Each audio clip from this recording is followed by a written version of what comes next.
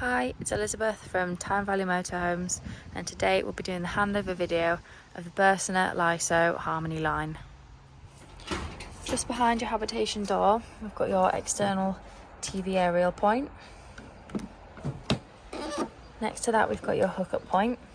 So when you're connecting your cable to the vehicle, you want to lift the cap on your hookup cable and then align it to the vehicle and push it on.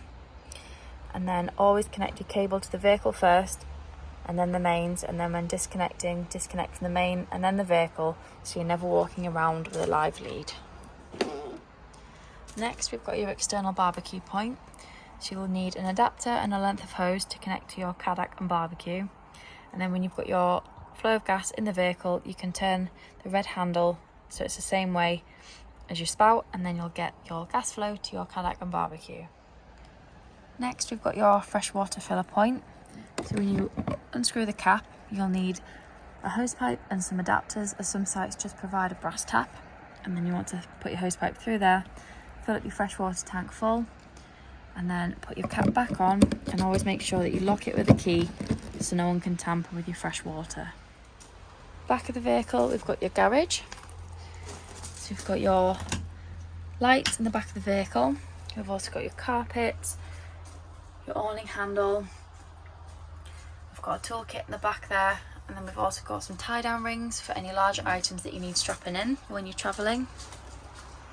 Back of the vehicle, we've got your window for the rear lounge, and then we've got your double bike rack. And this is the garage from the other side.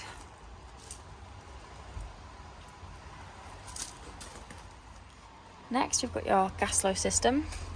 So when you are filling up your gas flow, you want to just push and twist your cap off. And then when you get to the filler station, you've got a bayonet fitting that links onto these, and then you twist it round and lock it in place. And then just like when you're filling up your diesel, when it's full, it will automatically cut off so it doesn't overflow. On your tanks, you'll have these little dials here, so at the moment they're empty, but when they're full, the black line will be round in the green, and then you can turn your gas flow on and off with the dials here. So that way is on, other way is off. And then right at the top here, we've got this handle here with an arrow. So if you follow the cable, this one is pointing to your one at the front of the vehicle, and then if you twist it round, it will point to the other one, which is a second bottle. So you use one bottle at a time, but when you fill up, it will fill both tanks up at the same time. Underneath your gas locker, we've got your wastewater drain off point. So you'll need a little handle that just connects to this and twists round to open up the valve for your wastewater drain off point. You want to do this when you're leaving a site, so you're never travelling home with the added weight of your wastewater, but also when you're winterising your vehicle, you don't want to leave any water in the tanks to freeze and cause frost damage over the colder months.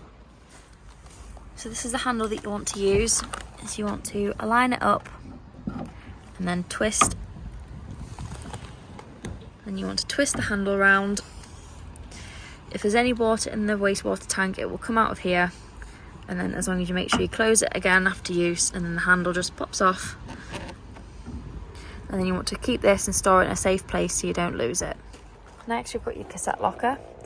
So as long as the blade on the inside of the toilet is closed, you can pull the orange handle up and slide it out. Then twist the spout round and unscrew the cap.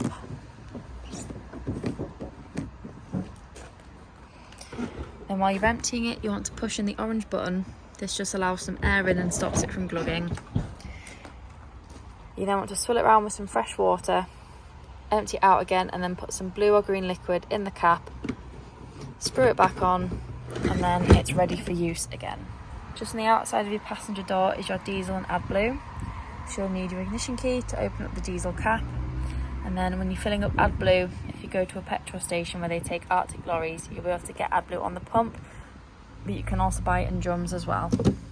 Again, just on the outside of your passenger door, we've got your ideal tyre pressures. And then on the front, we've got your bonnet release. So under the bonnet, the main things you want to focus on is your screen washer fluid, you've got your engine coolant and your brake fluid, your oil and your dipstick. And then we've got your negative and your positive down there if you need to give or receive a jump start. And we've also got your weight plates on the front as well. First thing you want to do when you get into your vehicle is turn your main control panel on. And then from here, you can check your leisure battery levels, your vehicle battery levels, your fresh and wastewater levels, and then we've also got your water pump here as well. And then just by the door, we've got your light button so you can turn all your internal lights on. And we've also got your step switch as well. Next to your main control panel, we've got your heating and hot water. So the first one is your internal heating. And when you want to turn it on, you can just scroll to whatever temperature you want. It'll go all the way up to 30 degrees. Whatever you select, you just click the button and then you get the little gas flame here. Doesn't mean it's on gas, it just means that the heating is turned on. Up here tells you what your energy source is. So you can scroll across and pick gas, mix of 1 kilowatt of electricity and gas, 2 kilowatts of electricity and gas, or just 1 and 2 kilowatts of electricity. In the middle here is your hot water, so you can have this off, eco, hot or boost. Boost will take the energy away from your heating for half an hour and just focus on hot water, but you can just pop it onto hot, leave it on, and then you will always have hot water ready. Then we've got your fan speed, so you can either have it on eco or high. You can set timers here and then you can change the time as well, and then you do have the spanner setting, so you can scroll through and change a few different things in here. And then this little icon here just means that your vehicle is hooked up. Next we've got your fridge, so to turn it on you just want to hold the on button down, and then from here you can change the temperature. So you've got 1, 2, 3, 4 or 5, 5 being the coldest, 1 being the warmest. And then you can also pop it onto night mode, so the fridge is a little bit quieter on the night time. Just above your fridge we've got your bed switch. So we've got the key here. If it's vertical, the bed won't come down and the buttons will be turned off. If you turn it horizontally, the buttons will work and then your bed will drop down.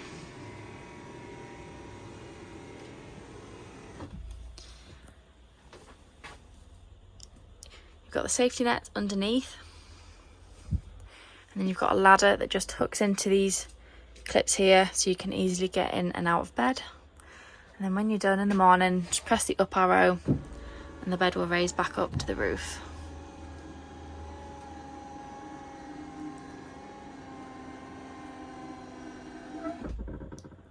When you want to turn your dining area into the bed, underneath the table you've got this lever here that you want to push up, and then at the same time you want to push your table down. Once your table's all the way to the ground and locked in, you want to pull your 2 base cushions into the middle and then pull the backrests into the gaps below. And then you've got your bed all made up in the back of the vehicle, ready to sleep on.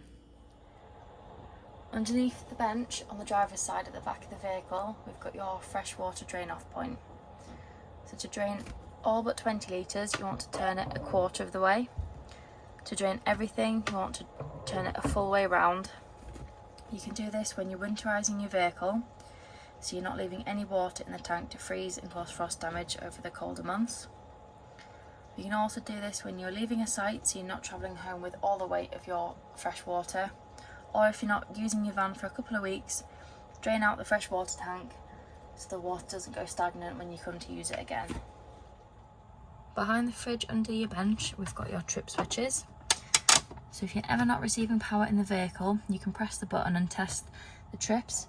If it flips, it means there's an issue within the vehicle.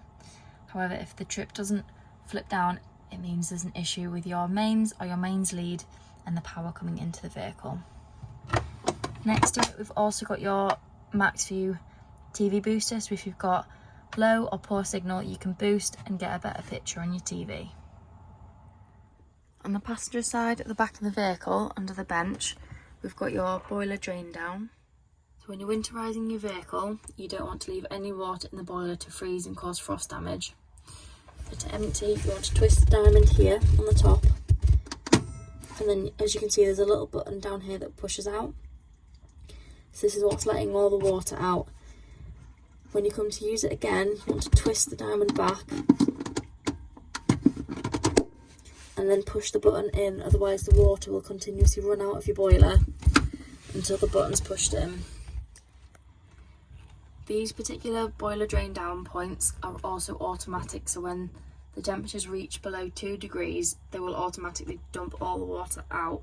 However, it's always advised that you do it manually just in case they fail. If you're using your vehicle in winter and it is cold, the boiler will automatically dump the water out until you heat the van up. So it's a good idea to take the cushion off and the top off of this compartment and then turn your vehicle heating on for a good 10-15 minutes to warm this area up before closing it and putting the water in. On the driver's side, we've got your shower cubicle. And we've got a door that separates the back of the vehicle from your bathroom.